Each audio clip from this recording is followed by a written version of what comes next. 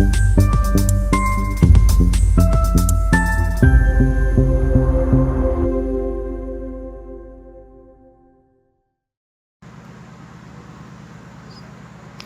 महकमा परिषद सिलीगुड़ी नगर निगम और एसजेडीए में व्यापक भ्रष्टाचार का आरोप भाजपा विधायक शंकर घोष ने लगाया। शनिवार को आयोजित एक पत्रकार वार्ता में उन्होंने दावा किया कि पिछले 15 वर्षों में इन तीनों संस्थाओं को लेकर भ्रष्टाचार का एक बड़ा चक्र सक्रिय रहा है। मामले की जांच के लिए उन्होंने प्रशासनिक हस्तक्षेप की मांग की है। इसके साथ ही आगामी मानसून को देखते हुए शहर की बदहाल जल निकासी व्यवस्था को लेकर भी शंकर घोष ने चिंता जताई है। उनका आरोप है कि नालों की सफाई और पूर्व तैयारी में प्रशासन की लापरवाही के कारण बारिश के दौरान शहर में जलभराव की स्थिति उत्पन्न हो सकती है। उन्होंने प्रशासनिक पारदर्शिता बनाए रखने और भ्रष्टाचार के खिलाफ कड़ी कार्रवाई की मांग की। তৈরি হয়েছিল। মাননীয় মুখ্যমন্ত্রী এই ব্যাপারে নির্দিষ্টভাবে বলেছেন যে এই দুর্নীতির বাস্তুতন্ত্রকে উৎখাত করা হবে।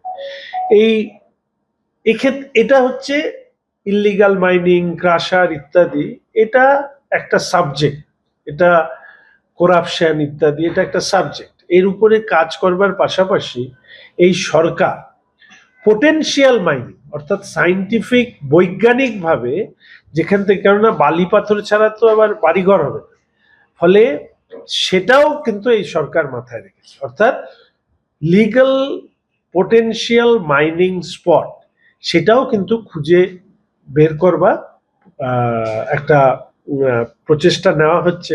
ফলে যে ইল্লিগাল মাইনিং বন্ধ হলে আমার অল্টারনেটিভ রিসোর্স কি হবে সেটাকেও নিশ্চিত করার চেষ্টা করা হচ্ছে। আরেকটা বিষয়, যে মনসুন সিজন আসছে, গত বছর দুর্গাপূজার সময় দেখা গেল শিলিগুড়ি সবচেয়ে বেশি ক্ষতিগ্রস্ত হলো। এই বছর প্রিপারেশনের জন্য কোন কোন ডিপার্টমেন্টের সাথে ইতিমধ্যে এই ব্যাপারে তো পৌরসভা, পৌর কর্পোরেশন, ইরিগেশন, আমার মনে হয় মাননীয় মন্ত্রীও, উত্তরবঙ্গ উন্নয়ন দপ্তরের মন্ত্রীও, তিনিও এ ব্যাপারে উদ্যোগী হয়েছেন।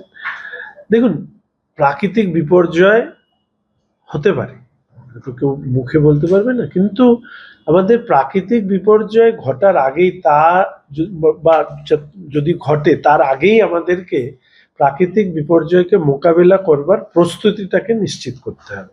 যেরকম ওয়াটার লগিং যাতে না হয়, কোনো জায়গায় যেন চোকড না হয়ে যায়, সমতলের এক ধরনের পরিস্থিতি, পার্বত্য এলাকায় এক ধরনের পরিস্থিতি, সমস্তটাকে নিয়ে একটা কম্প্রিহেন্সিভ প্ল্যানিং যাতে করা হয়। এই মন্ত্রীরা আছেন, ডিএম সাহেব আছেন, কর্পোরেশন আছে, মহকুমা পরিষদ আছে, সবাইকে সমন্বিত করে কাজ করবার কথা বলা হয়েছে। 15 বছর একটা এই রাজ্যে, আমার ধারণা 11তে সরকার আসার পরে 12র পর থেকে এই রাজ্যে একটা অন্যায়ের শাসন প্রতিষ্ঠা হয়েছিল, অরাজকতা, দুর্নীতি, নারী সুরক্ষাহীনতা ইত্যাদি ইত্যাদি। এই 15 বছরের যে জঞ্জাল, তাকে 15 দিনে অ্যাসেস করা খুবই কঠিন।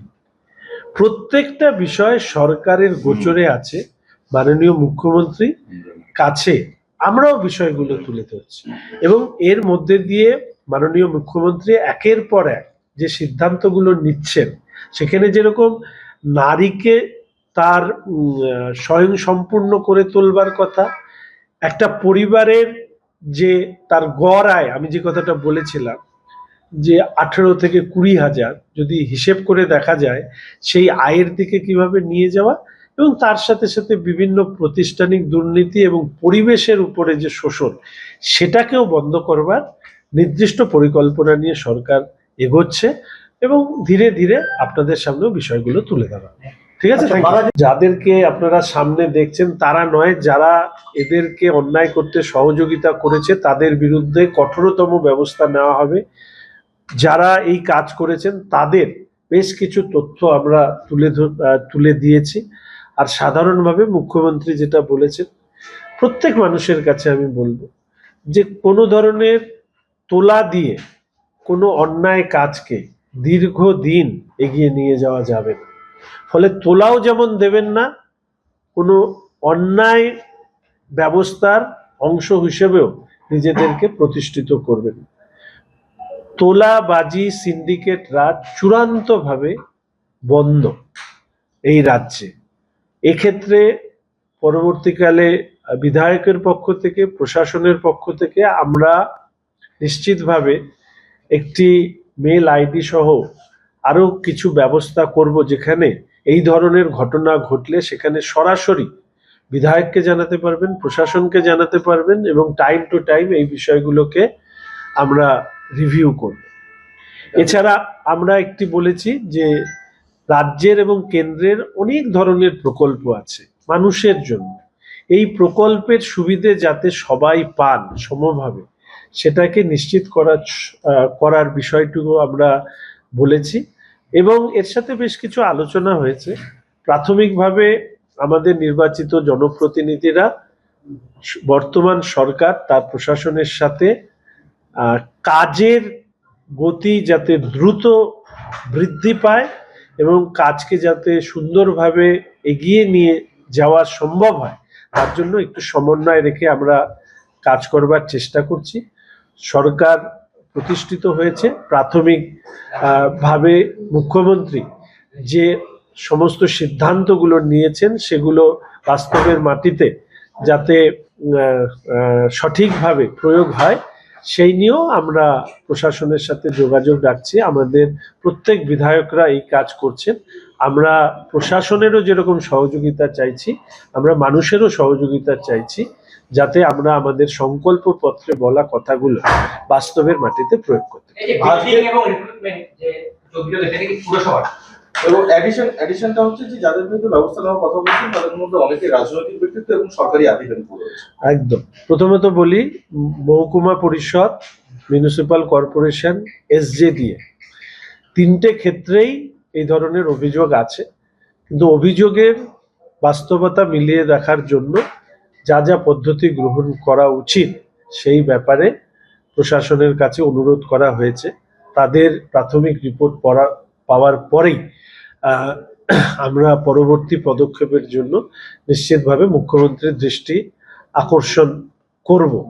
এবং এর পাশাপাশি যে কথাটা বলেছেন যে রাজনৈতিক নেতা হোক, সরকারি আধিকারিক হোক, পুলিশ আধিকারিক হোক, গত 15 বছরে এটা একটা একাংশের দুর্নীতিগ্রস্ত রাজনৈতিক নেতা, তৃণমূলের তো প্রায় বেশিরভাগটাই, কিছু অংশের সরকারি আধিকারিক, কিছু পুলিশ প্রশাসনের অংশ, এরা একটা মিলিত দুর্নীতির বাস্তুতন্ত্র গড়ে তুলে এই পশ্চিমবঙ্গটাকে রসাতলে পাঠিয়েছিল।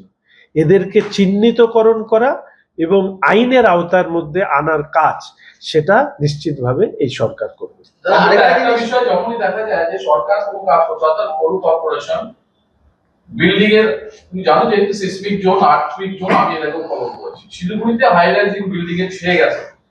যখনই কর্পোরেশন রেট দেয়, দেখা যায় যে ছোট ছোট পাড়ার যেসব বাড়িগুলো আছে, যাদের ছোট জমি প্ল্যান পাস হচ্ছে না, তারা বাড়ি বানাচ্ছে, সেই বাড়ির উপরে ভাঙা হচ্ছে বুলডোজার। কিন্তু এই যে বড় বড় হাই রাইজিং বিল্ডিং, সেখানে হাত দেওয়া হয় না। তারা পার্কিং কে নিজেদের মিসইউজ করে বাইরে পার্কিং করছে, যত্রতত্র তাদের পার্কিং যেভাবে খুশি ইউজ করছে রাস্তাকে, কিন্তু সেই ক্ষেত্রে তাদের কিছু বলা হচ্ছে না। এবারও কি এবং তারা নাকি নবান্ন থেকে লোকজনদের নিয়ে আসছে। জেলা সাহেব, জেলা শাসককে এই ব্যাপারে আমরা অনুরোধ করেছি। কমিশনার শিলিগুড়ি মিউনিসিপাল কর্পোরেশনের সাথে কথা বলে এই পুরো বিষয়টি, বিল্ডিং সংক্রান্ত বিষয় নিয়ে, পুরো বিষয় নিয়ে তথ্য চাওয়া হয়েছে।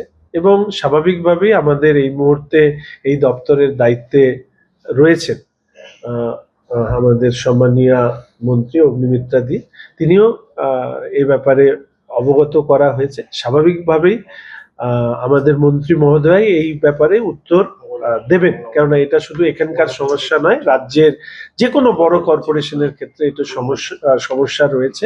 এই ব্যাপারে সরকারের পলিসি নির্দিষ্টভাবে তুলে ধরাবে। শুধু একটি কথা আমি এক্ষেত্রে বলবো, নিয়ম সবার জন্য সমান, সাধারণ মানুষ হোক আর উচ্চবিত্ত মানুষ হোক। নিয়ম যিনি ভঙ্গ করেছেন তাকে আইনে যা প্রাবধান আছে তা সেই অনুযায়ী তিনি বা তার যে কনস্ট্রাকশন সেটাকে করতে হবে, নচেত ব্যবস্থা এই ক্লাস বেসড হবে না, অর্থাৎ বড় বাড়ি না ছোট বাড়ি সেটা দেখে হবে না, নিয়ম সবার জন্য এক, সেটাকে সরকার নিশ্চিত করবে। আরেকটা জিনিস, প্রাতিষ্ঠানিক দুর্নীতি